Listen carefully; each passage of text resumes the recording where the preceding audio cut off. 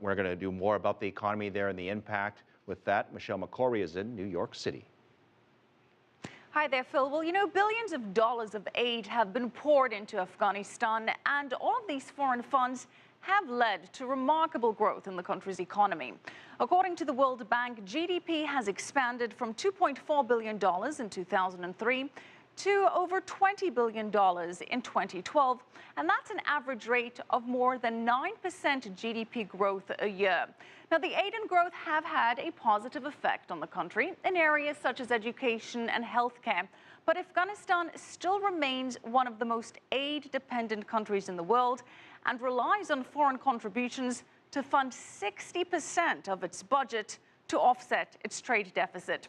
Now, despite all this foreign aid, Afghanistan still remains one of the poorest countries in the world, with 9 million people living in poverty.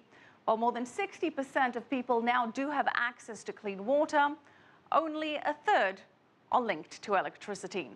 Now, as troops withdraw from the country and aid dries up, there are fears that this will have a huge negative impact on the economy. According to the World Bank, the uncertainty surrounding Afghanistan's stability has already led to a slowdown in the country's economic growth.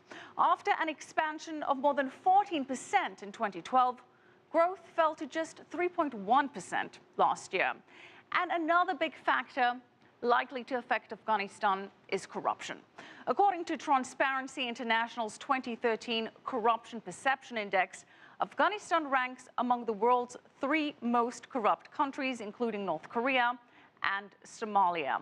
Now, in 2012, at a donors conference in Japan, the international community pledged $4 billion a year in developmental aid for Afghanistan through 2017, but on condition that Kabul reins in corruption before receiving all that money. And Phil, meeting that condition will depend in part on the outcome of this election. Over to you in DC.